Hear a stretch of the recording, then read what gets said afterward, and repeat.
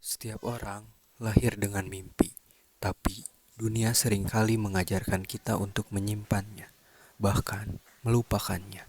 Katanya terlalu besar, katanya terlalu sulit, tapi apa arti hidup tanpa mencoba? Ini cerita kami, cerita tentang keberanian untuk melangkah, melewati garis yang memisahkan mimpi dan kenyataan.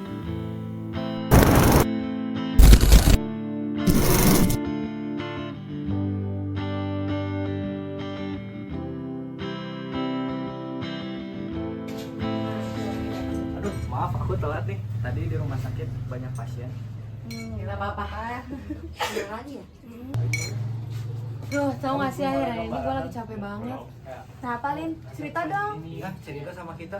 Jadi di rumah gue tuh lagi sibuk banget hektik gara-gara suami gue ribet banget deh. Kenapa sih sama laki patriarki itu? Jadi gini ceritanya.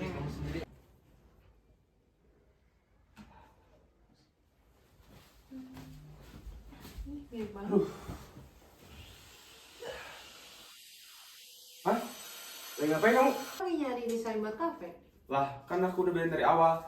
Kamu jangan pernah cari tentang kafe-kafe yang kayak gini lagi. Ini aku udah pernah bilang ke kamu ini mimpi aku. Kenapa kamu malah kayak gini? Gak gitu. Pokoknya aku cuma pingin kamu tahu tugas kamu sebagai cewek dan istri. Itu aja. Enggak, kamu tuh jadinya ngebatasin aku buat ngejalanin mimpi-mimpi aku. Ngerti gak sih? Kenapa sih kamu keras kepala? Pokoknya aku gak mau kamu lihat dan nyari tentang kafe-kafe ini. Titik. Jadi gitu, ngeselin banget kan? Kesel banget sumpah, kayak aku tuh pengen mukul dia, patriarki banget. Maksud gue juga punya impian kali, kenapa harus dikekang? Iya, nggak harusnya dia kayak gitu. Jangan dia sama kamu. Dia setuju, hadapi lu kayak gitu nanti. Ada dia, harusnya dia tuh kayak ngedukung kamu nggak sih, support gitu jadi suami teh. Namanya juga patriarki. Aku juga lagi kesel nih sama kakakku. Aku tuh kayak nggak pernah didukung sama dia sama sekali. Kok bisa sih? Kenapa kayak gitu? Kenapa lagi sih sama hidup kamu? Jadi kan gini. Lagi ngapain nih? Lagi belajar kak. Kenapa ya? Oke, nggak apa-apa. Semangat. Iya kak. Kenapa deh? Kamu masih ngegambar? Kan kakak udah bilang sama kamu berapa kali, gak usah gambar-gambar lagi. Kakak tuh cuma pengen kamu fokus belajar buat jadi pengacara. Kakak lakuin ini tuh yang terbaik buat kamu. Terbaik buat kakak, tapi gak terbaik buat aku kak. Emang kakak ngerti perasaan aku? Tahu apa kamu soal perasaan? Sama ini kakak capek-capek biayain kamu buat kuliah, buat jadi pengacara. Tapi apa? Dikira aku gak capek apa dengan hal ini? Terserah kamu, pokoknya kakak gak mau tahu. Buang semua gambar-gambar kamu sebelum kakak yang buang. Nah ya, aku sayang sama dia, cuman ya aku kan lama-lama capek gitu di ini lah, diatur lah. Ya jadi aku otomatis ngebentak dia, karena cita-cita aku tuh nggak didukung gitu. Kok kamu tega banget sih sama kamu? Nah gimana ya? Jadi gue kaget ada kakak yang kayak gitu ya. Kadang aku merasa terjebak jadi dokter. Aku dihormati, tapi rasanya kosong. Kenapa tuh? Padahal kan jadi dokter enak, kayak pintar, banyak uang. Setuju. Dulu aku pengen banget jadi musisi, tapi buat sekarang susah buat berubah. Alah, kamu itu masih megang gitar ngapain sih? Bapak kan udah bilangin kamu buat jadi dokter terkenal, harusnya kamu fokus. Tapi kan Pak, ini cita-cita aku dari dulu. Hargain keputusan aku dong buat jadi musisi. Alah, udahlah lupain cita-cita kamu buat jadi musisi itu.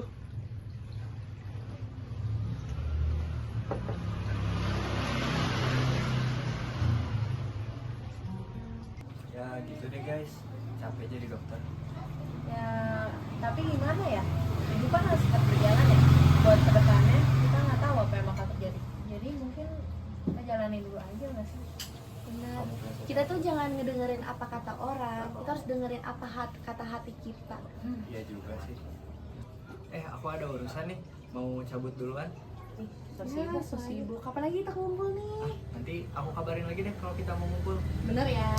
Aku duluan ya. Siap Ya. orang sibuk, hati-hati. Hati-hati ya. Ya. Bisa berdua lagi. Gimana kalau kita cabut aja yuk? Yang ke malam nih. Lagian dia mah datang Cabut duluan. terakhir, cabut duluan ya. Buru-buru banget, so sibuk.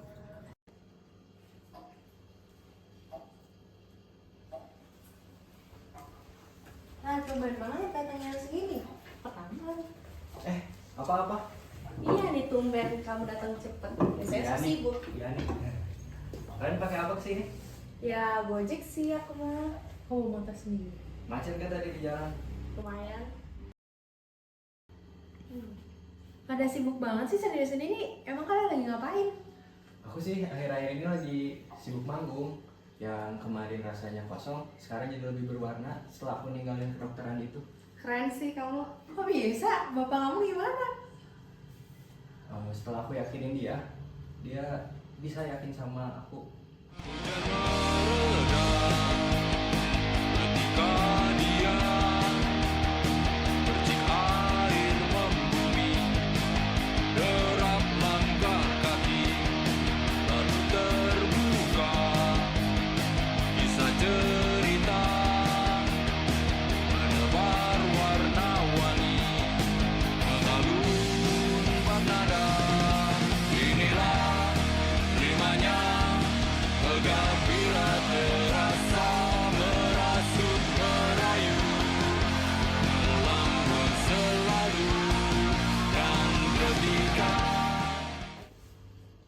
Kalau kamu sekarang gimana?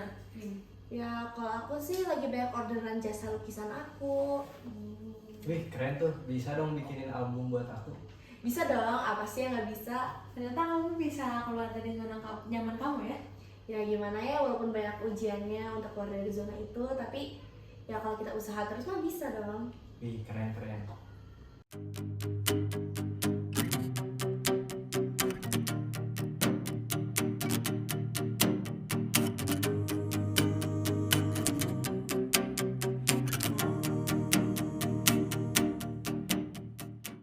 Kalau kamu Lin, Kesibukan aku sekarang lumayan banyak sih. Mulai dari aku ikut kursus masak nih ya. Terus sekarang aku udah buat kafe kecil-kecilan gitu, sesuai dengan keinginan aku yang lama, cita-cita aku banget tuh. Jadi kayak lumayan banget buat tambah pengalaman baru. Oh keren banget sih Lin, kamu bisa bebas dari laki patriarki itu. tanggapan suami kamu gimana Lin sama kamu yang bikin kafe gitu? Iya tuh, kenapa? Sebenarnya mirip banget sama cerita kamu Hen. Dari awal kayak aku dikekang banget. Mungkin karena dia emang patriarki banget gitu. Terus ternyata kalau misalnya aku ngasih tahu jalan aku tuh kayak gini dan aku tuh perjuangin banget cita-cita aku yang pengen punya kafe, pengen punya kerjaan. Ternyata akhirnya bisa juga kejadian bikin kafe. Wih keren.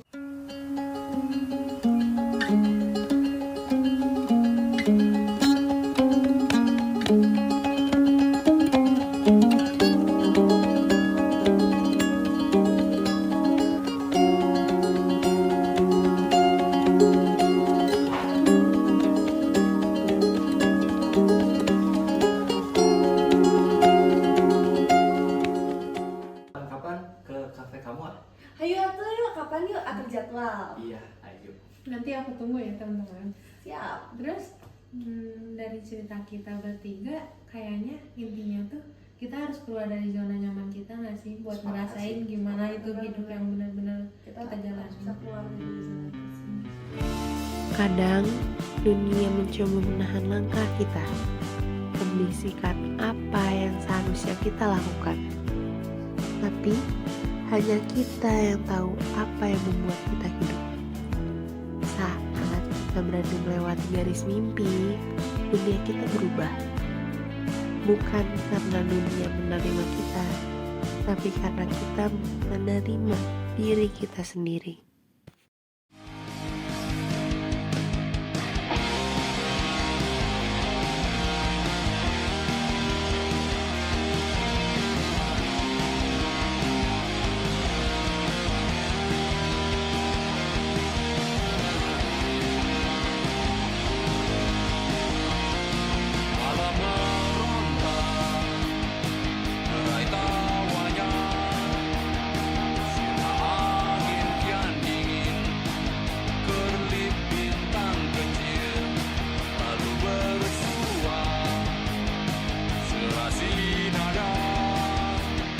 Seakan tiada celah melamunkan rona